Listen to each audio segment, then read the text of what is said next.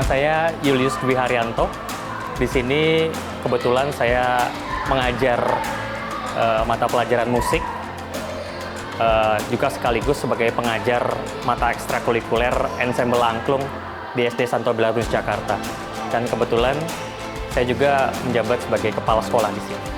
Pada saat itu kami memilih ekstrakurikuler ensemble angklung karena pada dasarnya kita semua harus mengenalkan alat musik tradisional yang ada di Indonesia.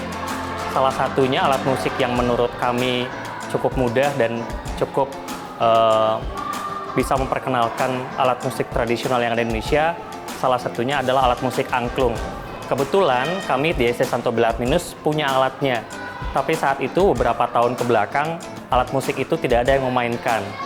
Nah, kebetulan karena saya tertarik untuk mengolah alat musik tersebut, ada kepikiran dari saya bagaimana jika memang ensemble angklung ini kita hidupkan kembali. Jadi atas dasar usulan teman-teman, gimana kalau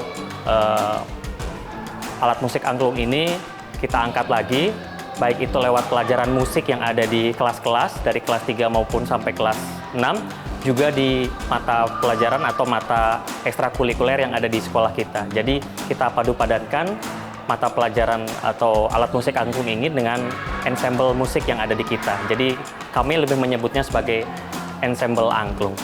Kurang lebih seperti itu. Kita sudah tahu bahwa ensemble adalah perpaduan lebih dari satu alat musik ya. Ketika memainkan lebih dari satu alat musik yang sederhana, kita menyebutnya ensemble. Beberapa dari anak-anak sering kami ajarkan alat musik seperti pianika, kemudian juga alat musik kontemporer seperti kabasa, kemudian triangle. Nah, ketika kami memadu-padankan dengan alat musik tradisional seperti angklung, lalu kami menyebutnya seperti itu tadi, yaitu alat musik ensemble angklung. Ya, jelas dalam mengajarkan mata pelajaran musik, terutama di alat musik angklung atau ensemble angklung ini, jelas ada perbedaan dari tingkat kesulitan bagaimana kita mempelajari atau mengenalkan lagunya kepada mereka. Tingkat kesulitan lagu untuk anak-anak di kelas 3 tentunya akan berbeda dengan tingkat kesulitan lagu yang akan dipelajari oleh anak-anak yang ada di kelas di atasnya.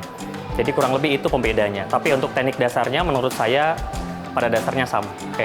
Yang pertama, memang saya kenalkan dulu mereka untuk bagaimana caranya memegang angklung itu sendiri. Memegang angklung itu sendiri memang ada tekniknya, bagaimana tangan kanan kita dengan tangan kiri kita bagaimana menggoyangkannya. Pertama kali saya mengenalkan alat musik itu memang di awal-awal saya kenalkan terlebih dahulu. Setelah itu baru kita masuk ke tatanan untuk bagaimana caranya mengkomposisikan antara satu nada dengan yang lainnya. Setelah satu nada dengan yang lainnya bisa terkomposisi dengan baik, baru kita terkenalkan dengan partitur musik yang kita miliki. Puji Tuhan, dari beberapa kali saya latihan atau melatih anak-anak untuk menguasai satu lagu, itu kami hanya membutuhkan 1-2 kali latihan, jadi cukup cepat. Saya akui bahwa saya sebagai fasilitator, tapi mereka saya akui bahwa anak-anak yang kami pilih atau anak-anak yang tertarik di ensemble angklung ini adalah anak-anak yang berbakat di bidang musik ya. Minat dan bakat mereka ini saya kira sangat mendukung untuk bagaimana mereka bisa menguasai lagu itu sendiri. Jadi 1-2 kali pertemuan mereka cukup cepat untuk bisa menguasai lagu itu sendiri. Sejauh ini saya membuka pendaftaran siapa saja boleh, siapa saja yang berminat, tertarik, lalu berbakat di bidang musik boleh bergabung dengan kita. Tapi kalau misalkan kita punya event dengan adanya keterbatasan jumlah peserta, biasanya kita seleksi. Tapi siapa saja di SD Santo Belarus dari kelas 3 sampai kelas 6 yang punya minat, bakat, dan tertarik, silahkan bergabung dengan kita. Mari kita sama-sama meramaikan dunia musik di sekolah kita.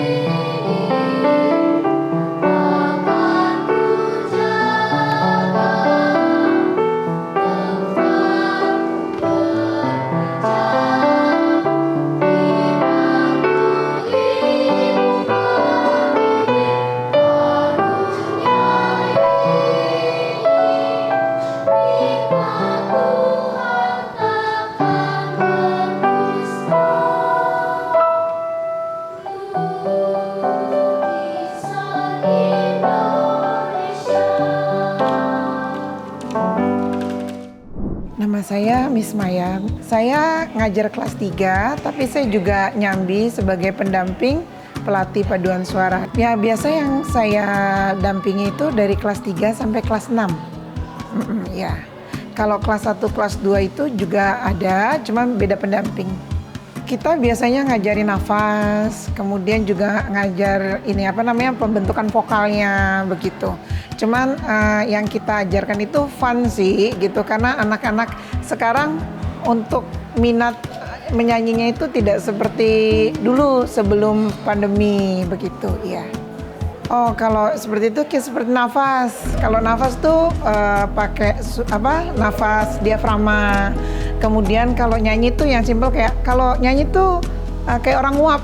Jadi langit-langitnya diangkat seperti itu. Jadi suaranya tuh bulat seperti itu. Pelafalannya kayak i, teman mulutnya i gitu kayak gitu sih.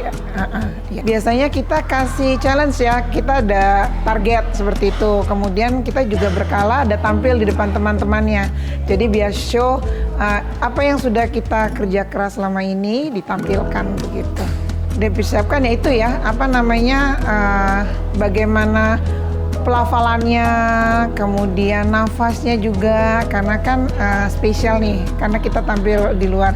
Kemudian juga ada bantuan juga sih dari kakak-kakak ACI-nya gitu.